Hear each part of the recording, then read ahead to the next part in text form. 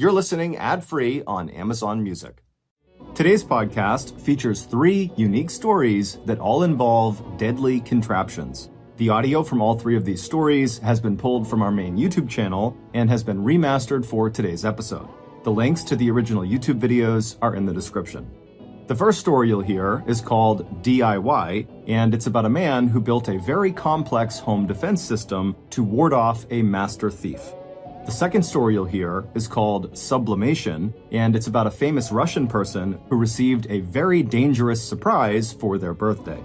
And the third and final story you'll hear is called Woodworking Project, and it's about a sinister device that was found inside of a hidden room in northern England. Note, this third story deals with suicide. But before we get into those stories, if you're a fan of the strange, dark, and mysterious delivered in story format, then you've come to the right podcast because that's all we do, and we upload twice a week, once on Monday and once on Thursday. So, if that's of interest to you, at the Amazon Music Follow Button's next birthday party, please gift them a 3-year supply of Radithor. Okay, let's get into our first story called DIY.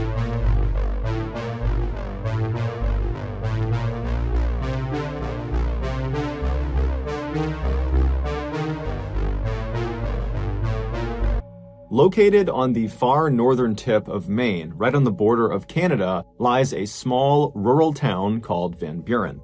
Van Buren is home to about 2,000 people who, for the most part, have lived in Maine for their entire lives, and they tend to be very rugged and very competent people. But unless you live in Van Buren or know someone in Van Buren or have family out there, there's no reason you would have heard of this particular town. Nothing really happens in this town, at least nothing that makes headlines. However, that would change. In 2019, Van Buren made international headlines because of one man, Ronald Sear. As a young man in the 1950s, Ronald Sear joined the Air Force and fought in the Korean War. And then after he got out of the military, he moved back to his hometown of Van Buren, Maine, and he moved into a very modest 2-story home right near town. And for a little while, he just kind of floated about, didn't really have a direction in life. But eventually, because of his love for working with his hands and his general skill at working with his hands and building things, he started a small but successful tool-selling company that he ran right out of his shed on his property.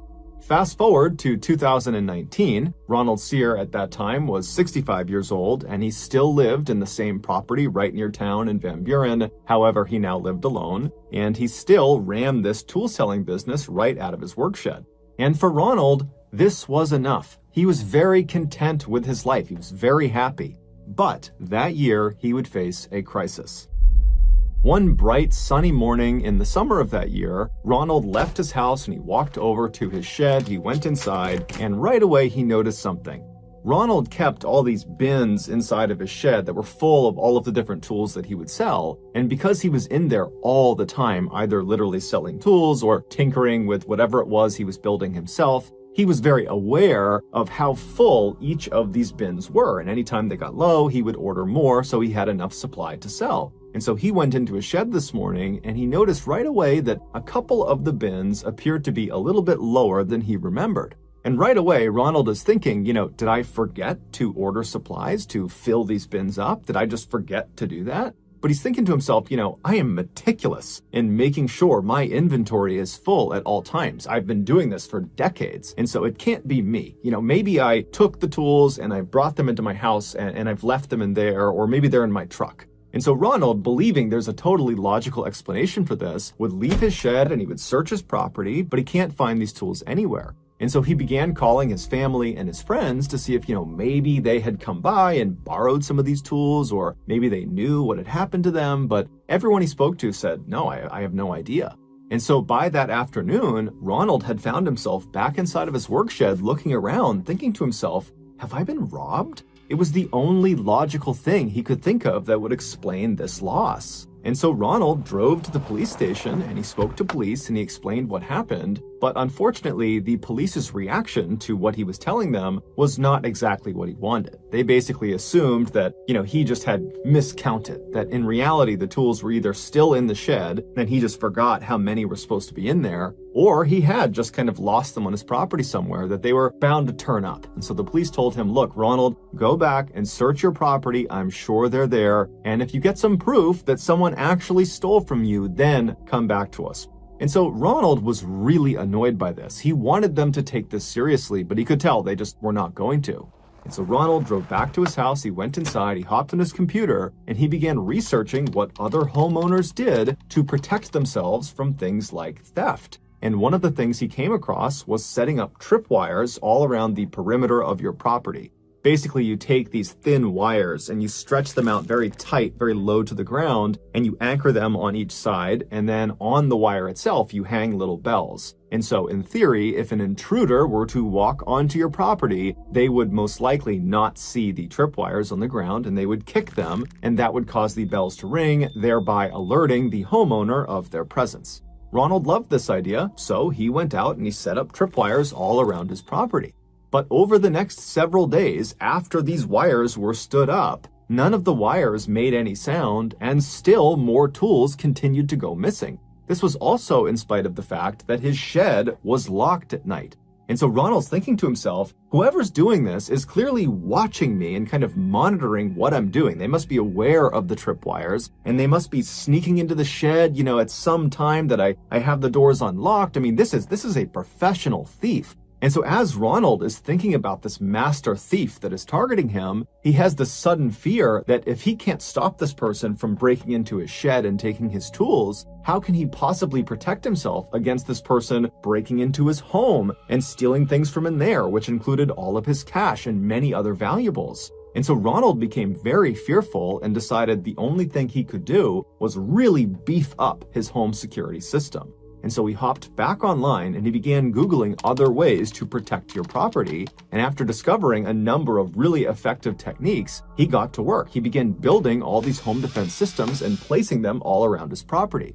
And after all of these kind of DIY security measures were put up, the theft of his tools stopped. And in Ronald's mind, that validated that his defense system had worked. He was effectively preventing theft. But this would not be the end of his troubles.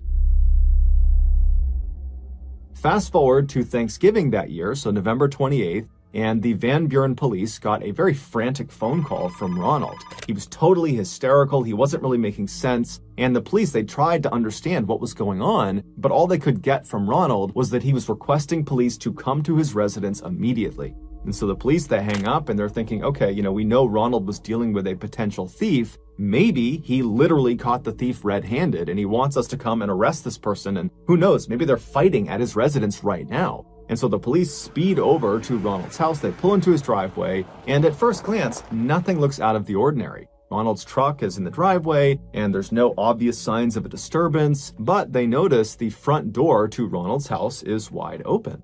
And so the police park their cars in Ronald's driveway, they get out and they run up onto the front porch, and they're standing in front of this open door, and they look down and they can see there's a very obvious blood trail starting from the front of Ronald's house, going straight back down a hallway that looped around to the left and out of sight. And so right away, the police are yelling into the house, Ronald, are you okay? What's going on? And somewhere deep inside of the house, they hear what sounds like Ronald make a kind of guttural sound. And so immediately this tips the police that more than likely Ronald has been hurt and he likely is the one who made this blood trail. And so the police draw their guns and they go inside of Ronald's house, not really sure what they're going to find. They don't know if there's some intruder or attacker or someone in here that's harmed Ronald, but they make their way down this hall following the blood trail. They turn the corner, and then sitting at the end of the blood trail is Ronald. He's sitting down with his back to some cabinets in the kitchen and he's clutching his midsection. He is covered in blood. He's completely pale. And so right away, the officers call in backup, But then as a security measure, they searched the rest of the first floor to make sure there is no other person here. There was no one on the first floor. They went to the second floor. They peeked around up there. They didn't see anyone. So they rushed back down to Ronald, who's still just sitting there, and they begin administering first aid. And they're trying to get him to explain what happened. How did you get hurt? But Ronald is clearly in shock. He's kind of in a daze. He's not making sense. And then by the time the paramedics showed up just a couple of minutes later, Ronald had slipped into unconsciousness. When Ronald was wheeled out of the house, the responding officers and the backup officers, who by now had arrived, decided to search the rest of Ronald's house to see if there was some clue as to what had happened. And so they began searching in the kitchen, looking around, but there wasn't anything that stood out to them. And then they began walking around towards the living room. And when they got into the living room, one of the officers suddenly screamed to everyone inside to stop where they were, stop moving. It would turn out Ronald, as part of his very beefed up home security system, had installed various booby traps all around his property, including inside of his house. And some of these traps were gun booby traps. The officer that had yelled for everyone to stop had spotted one of these traps. He saw a handgun anchored to the ceiling aimed at the front door, and there was a string attached to the trigger that was also then attached to the doorknob of the front door. And so if this trap were live and some person opened the front door, it would activate this trap, causing the gun to shoot them. And so clearly, Ronald had accidentally left this particular booby trap on, and he had accidentally activated it, shooting himself. And so after the officer sees this gun anchored to the ceiling, he tells everyone, and they begin looking up and just looking around to see if there are other traps. And amazingly, there are. In other doorways, just from where they're standing, they can see the barrels of guns pointing down that are obvious booby traps. In their haste to get in there and figure out what was going on, they hadn't noticed all of these guns in the ceiling. And so it was just kind of a miracle that none of the other traps had been set off. Ronald would be rushed to the hospital that night, but he would pass away from his wound. His death would be ruled an accident, and to this day, we don't know if he really was dealing with a professional thief that was stealing his tools, or if it was just a figment of his imagination.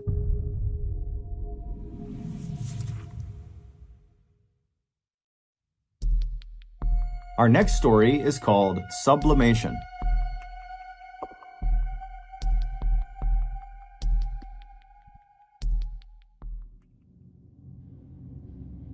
In early 2020, a very popular Russian Instagram influencer named Ekterina Didenko was getting ready to celebrate her 29th birthday.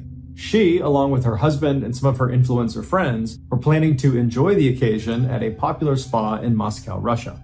The group rented out a private section of the spa that included a steam room and a small indoor pool. And then once the reservations were made, Didenko and all of her influencer friends began eagerly talking about how excited they were about this party on their various social media accounts. When the day finally came, February 28th, which was Didenko's birthday, Didenko, her husband, and the 8 other people they invited, they all descended on this spa. So they go inside, they go back to their private area, and it's great. There's food, there's alcohol, there's music. They're jumping into the pool, then getting in the hot tub, and everyone's just having a great time. Everyone's taking pictures and filming and live streaming. I mean, it's really going as well as it possibly could be. And then at some point, Didenko's husband signals the rest of the group, minus Didenko, and they all begin to pull out these white hazardous materials suits. Imagine what you would see in a movie if there was some huge chemical leak, a full body white suit with a mask. And so they're all putting on these hazmat suits, and they give one to Didenko, who puts it on as well, and they tell her this is part of her big surprise. Now, it's unclear if Didenko actually didn't know what was going to happen next, or if she's just pretending to be surprised because it would do better on social media, because this is all being filmed and she's an influencer.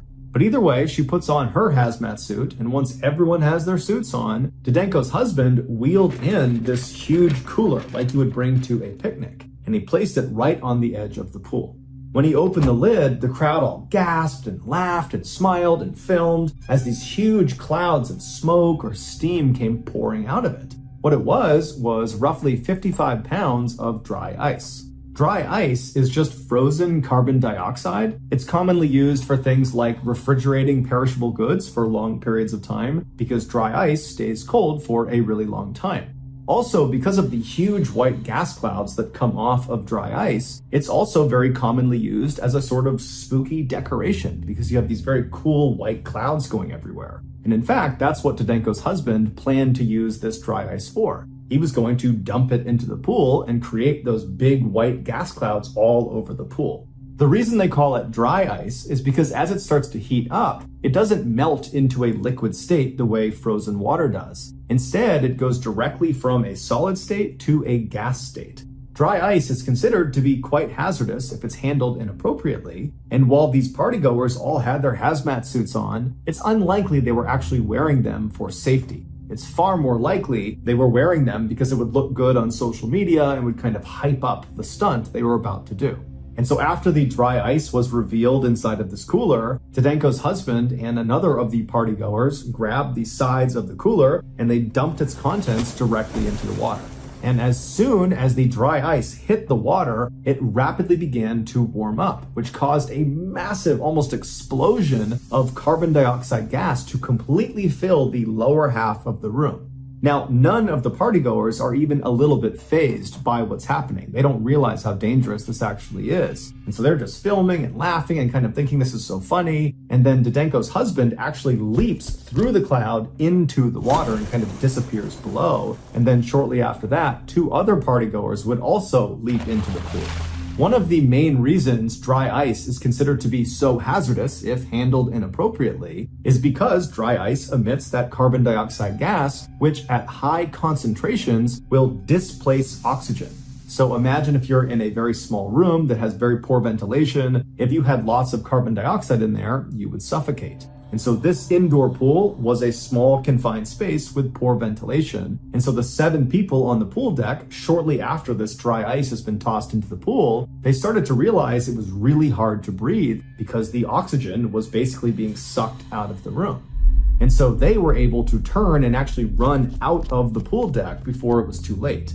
Meanwhile, Didenko's husband and the other 2 people who leapt into the pool, when they came back to the surface, they breathed in thinking they would be breathing in oxygen, but instead they breathed in an entire lungful of carbon dioxide, which in addition to displacing oxygen at higher concentrations inside of confined spaces with poor ventilation, it is also poisonous at higher concentrations inside of confined spaces with poor ventilation. And so when the 3 of them surfaced, they breathed in this poisonous gas, which caused 2 of them to immediately pass out and then just die. While the 3rd, Didenko's husband, he managed to stay conscious enough that he was able to climb barely out of the pool, and he tried to get to the door, but he couldn't get out in time. Eventually, he was pulled out and rushed to the hospital, but he would later die, not only from carbon dioxide poisoning, but also from having gone without oxygen for as long as he had.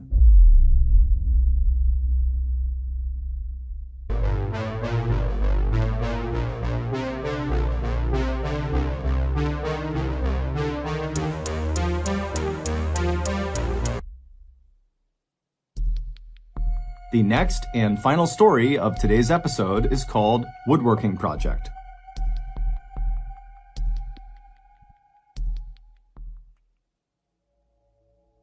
At the end of 2002, 36-year-old Boyd Taylor was single, he had no children, and he lived with his divorced father, Robert, in a small bungalow in the northern England countryside. In addition to living with his father, Boyd also worked for his father. His father, Robert, owned a small construction business, and so the father-son duo built houses in the area. While Boyd might have envisioned his life turning out in a different, more exciting way, he didn't seem outwardly unhappy about his circumstances. In fact, he seemed very cheerful, both at work and when he was at home. But despite his cheerfulness, his father, Robert, was still pretty concerned about him, because every time Boyd had some time off from work and was just at loose ends, he wouldn't go out with his friends. In fact, he really didn't have any friends and wasn't even trying to make any friends. Instead, he would just sit in his room all day and be totally by himself. Now, Robert knew his son was naturally a bit of a loner and always had been, but a part of him hoped that his son would just start going out and meeting new people, or at the very least, develop some sort of hobby that could occupy his mind. In late September of 2002, Robert was walking down the hallway of their bungalow when he passed by his son's bedroom door, and it was shut. And as he walked past, he heard inside of his son's room the sound of his son sawing some wood. And so he stopped for a second and he just listened. And when the sawing stopped for a second, Robert just knocked on the door. He was curious. He wanted to know what his son was doing. Boyd, instead of coming over to the door and opening it up and talking to his dad, instead just paused for a second and then said, "What is it, Dad? What do you need?" And Robert would say, "Well, I heard sawing and I just wanted to know what you were building." And so Boyd pauses again and then just says, "Well, I'm working on a woodworking project." And so Robert's like, "Well, can I poke my head in and actually see what you're building?" And Boyd, again, without opening the door, just tells his dad very politely that he wants to be left alone. And so Robert decides not to push the issue. Whatever he was doing, it was his business. And so he just told his son that, hey, if you need any help with anything, let me know. I'd be glad to help. And then Robert walked away. Over the next 2 months, every time Boyd was not working, so in the evenings and on the weekend, he would be locked inside of his bedroom, hammering and sawing away at this woodworking project. And over those 2 months, Robert would periodically walk down the hall and stand in front of his son's bedroom and knock on the door and try to get his son to let him in to just see what he was up to, not only because he just wanted to see what his son was doing, but because Robert was a carpenter by trade and so was just genuinely interested. But every time he asked to be let in, Boyd would very politely tell his father that he really just wants to be left alone, and Robert respected his wishes. In early December, Boyd approached his father and said, "Hey, would it be possible for me to take the next month off from work so I can focus on this woodworking project?" Now, for Robert, this was a massive inconvenience. This construction business that he owned was really just he and his son building the houses. And so if his son was not going to be working, then Robert would be solo on all of his projects for that month.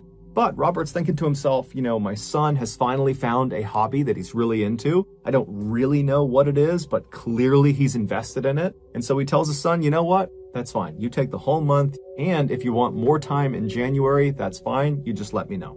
So starting that first week in December, every time Robert would leave the house to go to work in the morning, he would leave to the sound of Boyd in his bedroom hammering and sawing and tinkering away at his woodworking project. And then several hours later, when Robert finally came back home, he'd walk into the house and the first thing he would hear is his son still in his bedroom, still hammering and sawing away. When December finally ended and Robert expected his son to be done with his project and to finally show him what he's been working on, Boyd approached him and said, "Well, Dad, I'm not quite done with the project. I need about 2 more weeks." And so Robert said, "No problem. We'll talk in 2 weeks." So December rolled into January, and Boyd just continued to work all day long inside of his bedroom. Then, on the evening of January 7th, Robert was home. He was watching TV in the living room, and Boyd was hard at work in his bedroom right down the hall when Robert decided he was tired and he was going to go to bed.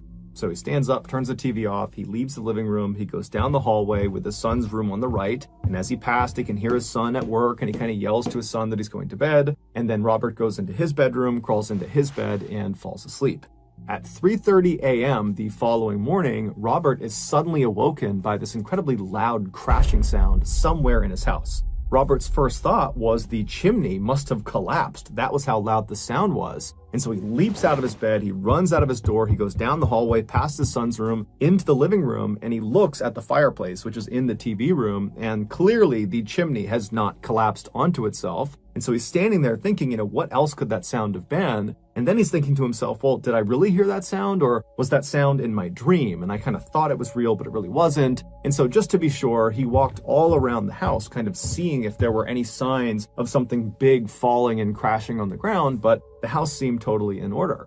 And so he walked back down the hallway towards his bedroom, and he stopped right outside of his son's room, and he considered knocking and waking his son up to see if maybe he had heard this loud sound too. But when he listened to the door, it was quiet inside, so he figured, what, my son's asleep, I'm not going to wake him up for this. And so Robert just went into his bedroom and he went back to sleep.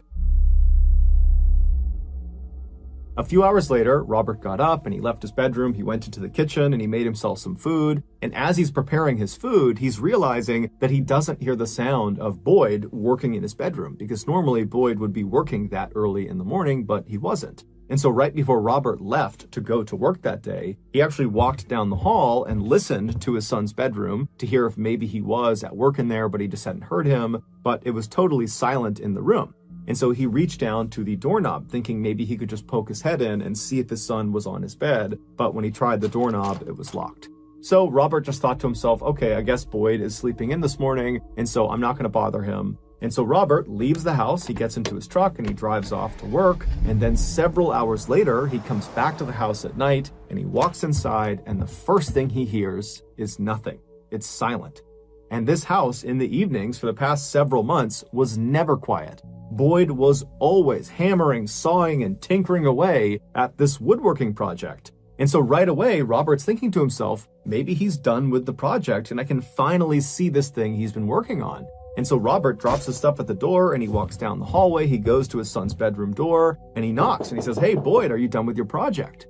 But he's met with silence. And so Robert reaches down again and tries the doorknob, but it's locked. And so Robert's standing there thinking, it's too early for him to be asleep. And so he yells out for Boyd, hey, what's going on? Where are you? I haven't seen you today. Come out here. Come talk to me. But again, it's silent.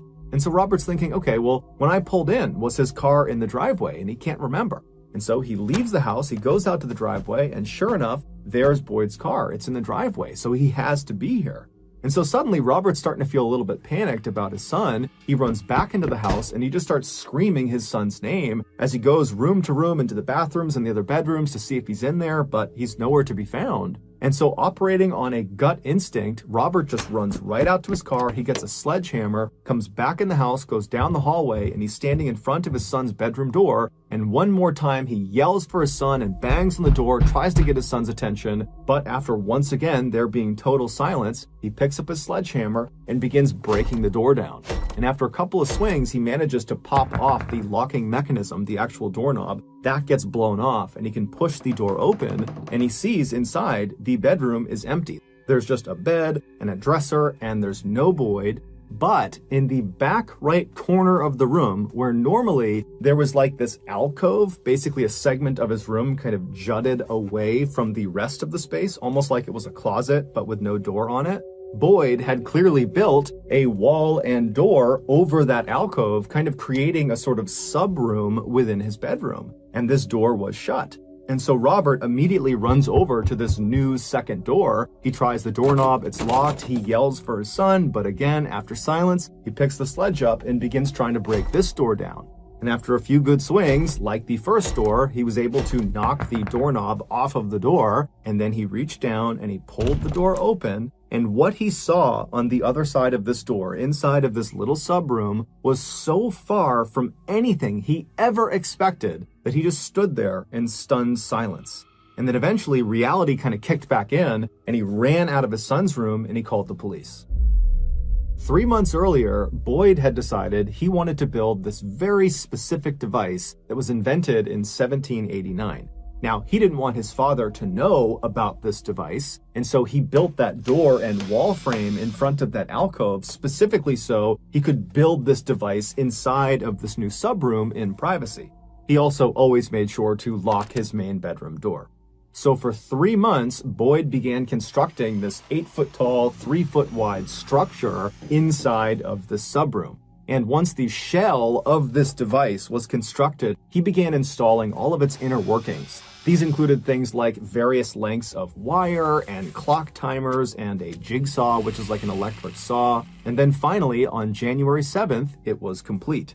So that night, Boyd blew up an air mattress and he slid it inside of the subroom right underneath this ancient machine he had built. And then after that, he went and locked the main bedroom door. He went into the subroom himself and shut the subroom door and locked that. And then he pulled 12 sleeping pills out of his pocket, swallowed those, and then laid down on this air mattress on his back, looking up at the inner workings of this machine. And then once he was positioned the way he wanted to, he reached over up inside of this machine and he felt around for a button that he had placed. He pressed that button and then he put his hands over his chest and he laid there looking straight up until the sleeping pills kicked in and he fell asleep.